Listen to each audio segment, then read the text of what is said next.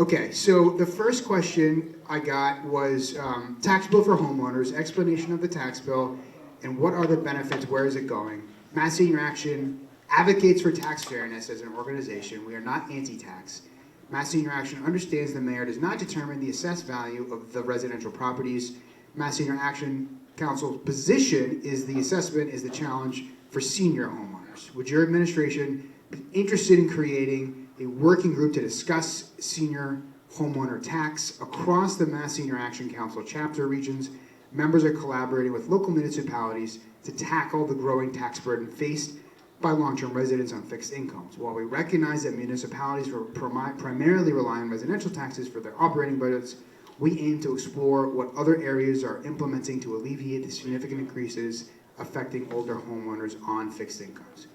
So I recognize this is a huge priority. It's a really important issue that speaks to the affordability of being able to be in the city and to survive, and the stakes that presents for seniors that are on a fixed income. And as the question suggests, a lot of this is sort of dictated by the state rules and how taxes go. Where there's statutes on what cities can do, and it's based on the fair market value of the property, and there's a whole methodology that goes into that.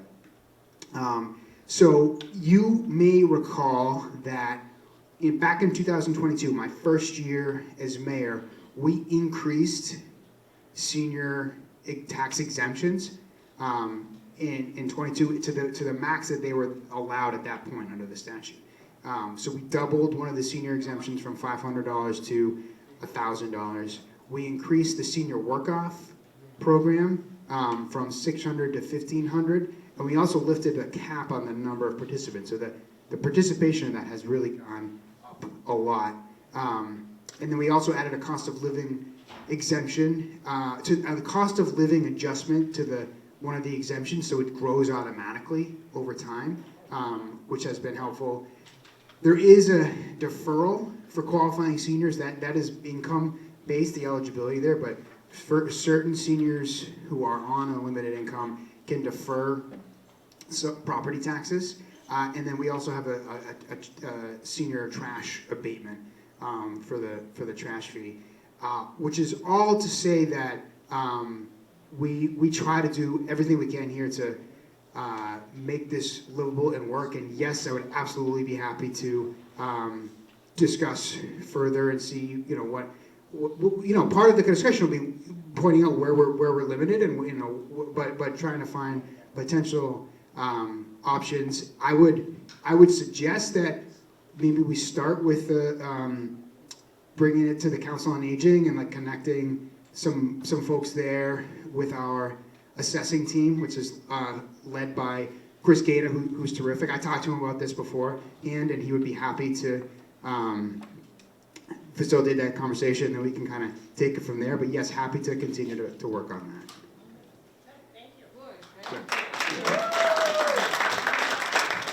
I want to point out, and I think I mentioned this before, is that long term, so we'll do what we can, but we're somewhat limited in terms of relief. But long term, the relief is going to come from growing the commercial and industrial tax base. That's the only way for the city to solve its long term fiscal challenges and to get some kind of relief to the residential taxpayer. And we are working that as hard as we can. We implemented the city's first ever master plan, and that's one of the major tenets of that, called Vision Lynn. And we're now in the process of sort of implementing that plan, the Vision Lynn plan, to try to drive commercial growth, and we'll continue to do that.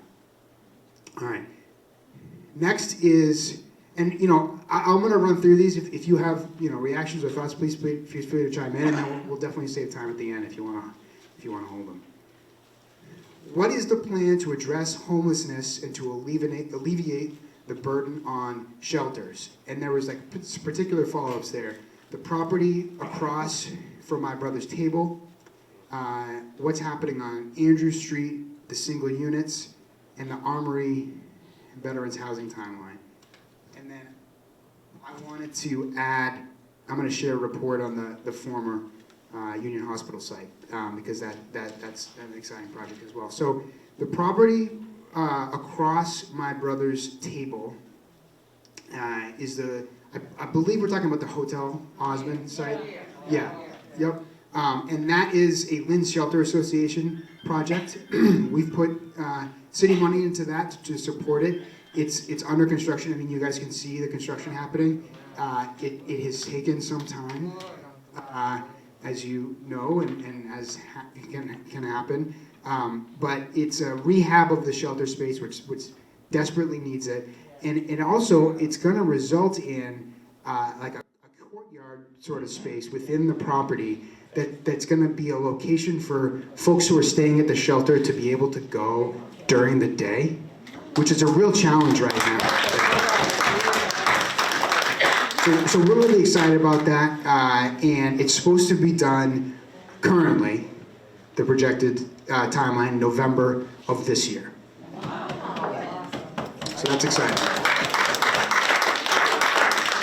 I wasn't sure if folks maybe also had questions, because we sit property across from my brother's table. There's also the White's Laundry mat site over there that's kind of just the, so that is undergoing cleanup. It's incredibly polluted due to White's Laundry, and that is, we've been working with the city and EDIC for years to get grants to clean it up, and we have one right now, and it's in the process. It's going to be multiple rounds of cleanup, unfortunately. But in the meantime, the site has been fenced off to try to protect people and protect the site.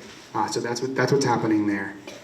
Andrew Street, the Hennessy House, that is going to be 50 units with wraparound services, and that is for.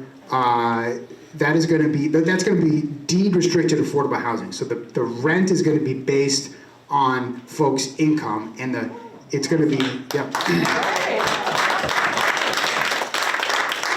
And there's going to be some extremely low income units there that the folks that have 30% of the area median income. So we've talked about the need for housing at all income levels.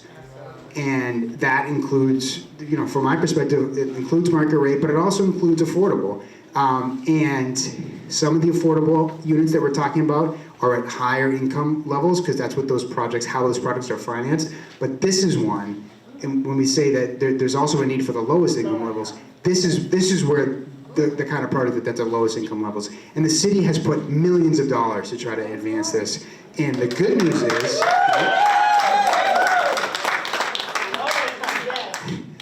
is, they have a building permit, they have all the financing they need, they're supposed to break ground this spring, and then it'll be a roughly 18-month construction schedule from this spring. So that project is moving right along. The next one with the Armory Veterans Timeline, by the way, that's a project that Elhand is doing, and they're doing amazing work for the Hennessy House. They're also doing the Armory project too. They're doing a great job. It's roughly the same number of units. This is veterans housing, also affordable. So based on your income, the actual rent that you pay. They also have a building permit in hand. They have all the financing. So it's been city money we've put into it, state money from housing, state money from the Veterans Department. Elhan's done a great job, really aggressively and creatively seeking funding for this project, because it's not easy. It's an expensive project because that's a historic building, the Armory, and so things that would have been more efficient from a construction perspective, they can't do because of the historic preservation, and so it is an expensive project. It's gonna take longer to close because it's a lot of the financing is based on tax credits. So it takes several months for that to happen, and that's on more of like a 20-month construction timeline. So it's right behind the Hennessy House in terms of timing, but it's all on track with the Armory.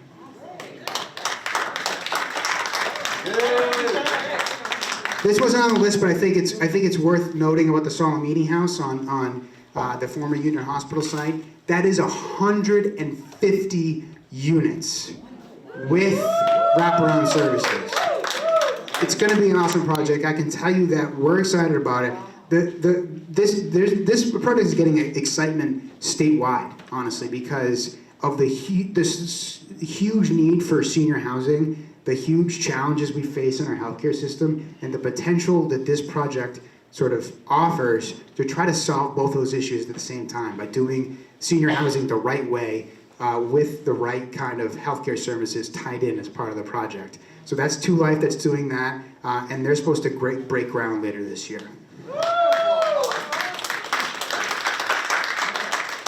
So the question here was around the plan to address homelessness and alleviate the burden on shelters.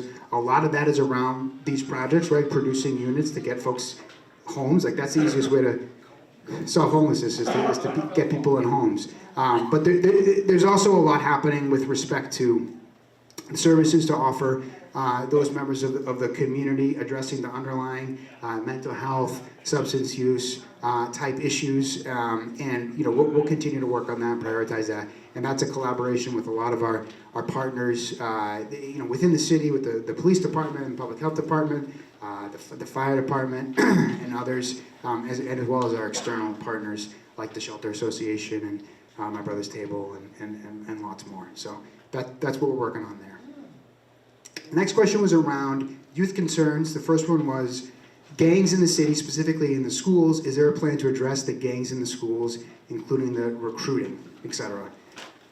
So the answer is yes, absolutely. The sort of hub of the efforts around combating gang violence happened under a state grant called the Shannon Grant, and that's a collaboration across several agencies, from the city, the police department, Parks and Recreation that does programming for teens, the LYSOA, Lynn Youth Outreach, Street Outreach Association, the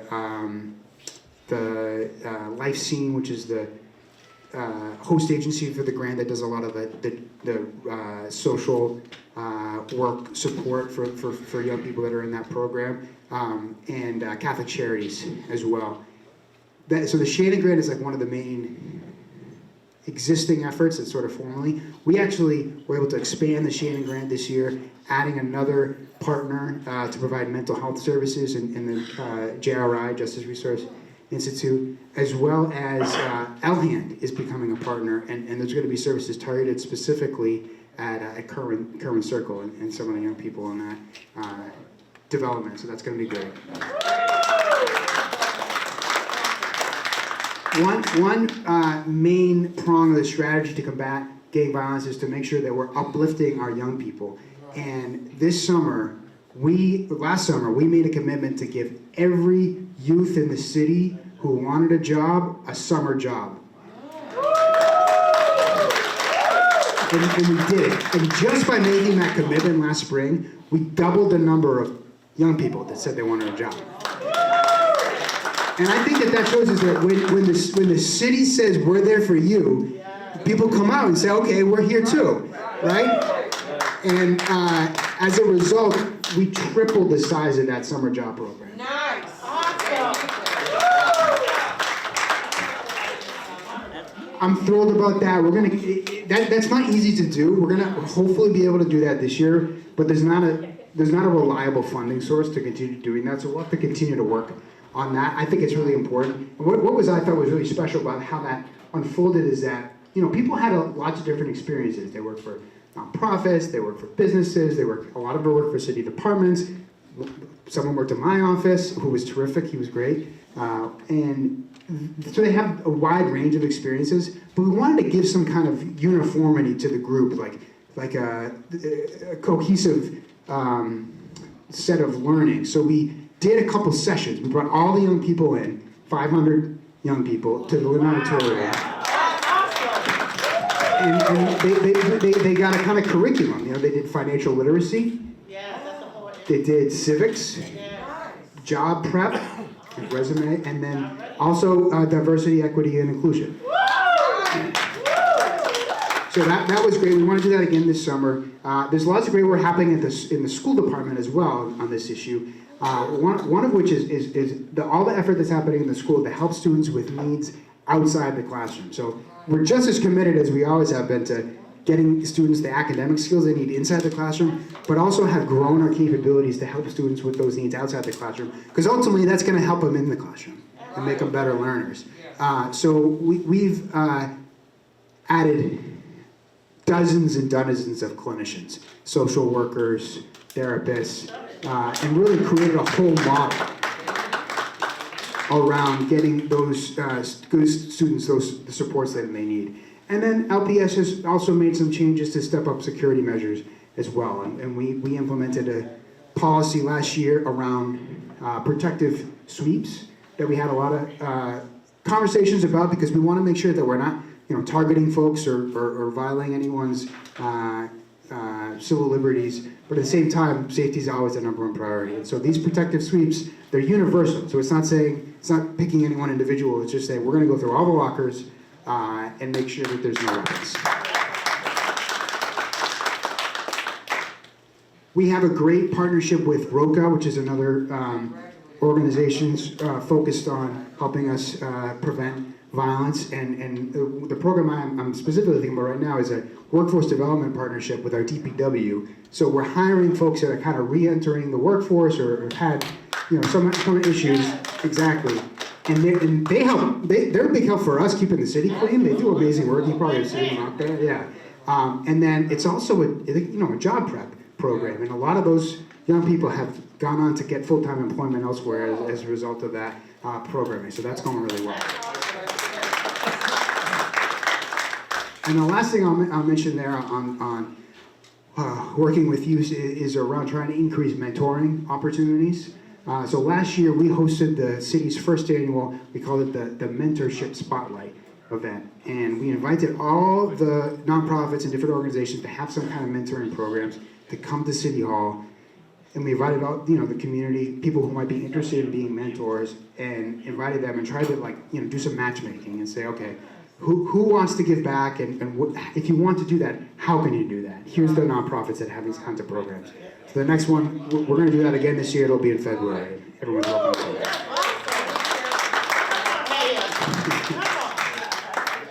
Next, there's a question. Many seniors feel intimidated when approached or see young men riding their bikes or dirt bikes recklessly. So absolutely understand this is a concern. Lynn Police Department does do bike safety programming and does like a bike helmet giveaway every summer and tries to work with young people to let them know what the rules are. We also, and I'm sure you've seen them around, have a bike unit in the city, the CBD bike unit, they're there to, they're police officers are enforcing the law. They're also really good at building relationships with people in the community. And so I think, when you're getting into those kinds of scenarios, that might be a good resource because they're on the ground and they can have those conversations with folks, and they're equipped to do that. And the other thing that occurred to me in that is that when I was mentioning earlier about the services that we're trying to be better at getting out into the community, one of the efforts there is around the unarmed response team that we hope to launch, the Lynn Comm team. That's the name that we've come up with on that. And one of the roles we see them playing is helping them in sometimes like mediation type scenarios where there's an issue, there's a dispute or a problem that you may not feel like it rises to the level of wanting to call 911, but it's still a problem. And so we've made the first hire for that program, and we're going to launch the pilot this spring. All right, the next is, I think, a grab bag of questions, and so I'll run through these. Is it against the law to park on the sidewalk? Yes. Yes, you cannot park on the sidewalk. I know people do. Please call parking when that happens, and they will enforce that. Unless it's my car. Ice and snow off the sidewalks and wheelchair ramps. Absolutely, this is an issue, and Inspectional Services Department is the... Yeah. I have a comment on that. Okay. Come on, Russ. Come on, Russ. Yes. Hey, Mr. Mayor, how are you? Great. Just recently. For a little while now, Mr. Mayor and I have been talking about the sidewalks and stuff, the handicap ramps, because my wife is an electrical hand and everybody else. Well, the other day it snowed, and we went to the senior center. All the way was shoveled, the ramps and everything else was shoveled. From Union Street to the senior center on Friend Street. So thank you very much. I'm very happy to see you again, and I'll be in touch. Take it down, Russ. Because we don't take it. We take charge. That was amazing, by the way. Thank you. I do what I can with what I got. I hope LCTV got that. Honestly, your feedback is really important, and we do our best to try to act on it. And there's a lot of issues that happen that you know we need to know about them to address them. And that doesn't mean that we were able to get everything done right away, but we're certainly trying to work towards that. So thank you. Who determines when the roads will be pre-treated before an ice or snowstorm? So that's the Department of Public Works. They the city receives and DPW receives a precision forecast. So they subscribe to a forecasting service. You know, you see the weather. It's not different information that everybody has. There's a couple models, they call them, that predict the weather. There's two essentially, the American one and the European one. And they you know, I'm not an expert on this. They look at all the different factors, and as it gets closer, they update it with new information. The precision forecast is supposed to be specific to Lynn, Massachusetts, as opposed to what you see on the news, which is, you know, for the region. But that's what we use, and it's a DPW, but it's a conversation across departments that's coordinated by our emergency response team, which is housed in the fire department.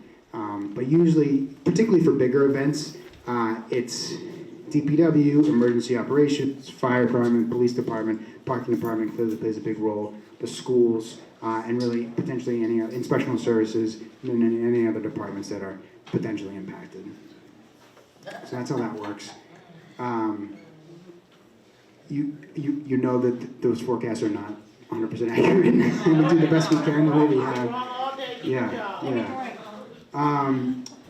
Elevators in subsidized rental properties continually break down. Health department and ISD have been notified. What can the residents do? So appreciate that question. Those are the right departments: health, public health, and inspectional services. And you know, as always, you're welcome to escalate to our office. And Rita from my team is here. But those are the right departments, and they will work with you on that. Speeding. Speed bumps. Other cities use the electronic flashing speed sign or removable bumps. So I can tell you right now that we are getting more crosswalk flashing beacons. The state has made some of those available, and we applied for some and got them, which will be great. We should have in the next few years a really dramatic increase in a lot of these traffic safety measures, including speed humps, which I think are sort of the best practice there, right? So if speed bumps are the little things that go over. Speed humps are the ones that are, you know, 6 feet across, and they look sometimes like an elevated crosswalk. But I think those are what we're coming to see as the most effective and the safest. The city received a $9.5 million grant from the Federal Department of Transportation. That it was a big deal. The Secretary, the United States Deputy Secretary of Transportation, came to the city of Lynn to announce that grant. Yeah, which was awesome. And it's actually, there's a match from, and Board member Maddie came with you. they spoke at that announcement, and she did a wonderful job. She did a wonderful job. Yeah. She's over here helping me at the moment. Yeah, there she is, back there, yeah. You were terrific in that announcement. Yeah, really. And that grant came with a match from the state. So it's over $11 million of roadway improvements. That's going to be all over the city, and it's going to take some time for that to work its way through. And we are desperately trying to get that signed today before the next administration gets in. And we're supposed to, for everything I've been told, we're going to be good there. So we're really excited about that, and there'll be more opportunities for input and dialogue about what goes where and so on and so forth. And we also always collaborate with the Lynn Police Department has a traffic unit that have, speed trailers and so on and so forth, and so that's another area of collaboration there. But I want to say that, the $9.5 million Safe Street is a great example of specifically traffic safety improvements, but we have millions of dollars of infrastructure improvements happening all over the city. And some of them are already done. Linfield Street's done, Blossom Street, there's now an extension there that goes right down to the terminal, and then next is going to be Essex Street's going to get redone, Western Ave. I mean, this is over the next several years. Broadway and Northern Strand are under construction now, and you guys know this, but Mass Senior Action, have played a critical role in our ability to do these projects. And your advocacy in these investments, although it's a challenge. Like in some ways, it's easier to just do nothing and kind of live with the status quo. And you guys don't stand for that. No, we don't take it, we take it. So we really appreciate it. We're honored to partner with you on these projects. If the city needs money, why not ticket the speeders and snow removal violators? It's a good question. I will say that we want to enforce the rules we have, but generally the enforcement's typically not a revenue generator, because although the tickets are painful, it typically covers the cost of whatever the enforcement work is, because it's expensive. People. We have great workers, and there's a lot, it's expensive to hire people. So that is not how it's not been a winning revenue strategy. It's important and we want to do it, but that's not where the city is going to solve its fiscal issues. Is the city working with businesses like April's Restaurant on parking access? Some of us, when we go there for lunch and get a parking ticket, how can we support local businesses if we cannot park? So the answer to that is yes. We are working with businesses, and we're specifically working with April's. So we've offered them spots. We've offered them spots in a buffer lot across the street from April's in the lot there. And there's now a kiosk at Buffalo Street that wasn't before. There's now a kiosk that allows residents to use that lot after 5 p.m. every day, and all day on the weekends. So obviously the issue is that a lot of the spots are rented out to employers, to businesses, other businesses in the area, and so we have to balance everybody. But it was clear that there was plenty of parking in the evenings and weekends, and that's kind of peak time for the restaurant. So we hope that'll help April's specifically. He's a great business owner and someone we want to support. The other thing, because I talked to the parking department specifically about this, and on the Oxford Street, on the opposite side of the lot, kind of next to the post office there's a bunch of metered spots, and they're usually available, and so that's always a place for customers to park, and we have the app, so in the Roger has the sticker in the window there, so you can always park there and then pay from your car. Just wanted to point that out. And in April themselves, they purchased 2 spots in the lot, so they now have 2 spots in the Buffalo Street lot, because I think that'll help for their employees. So yes, we are coordinating with local businesses.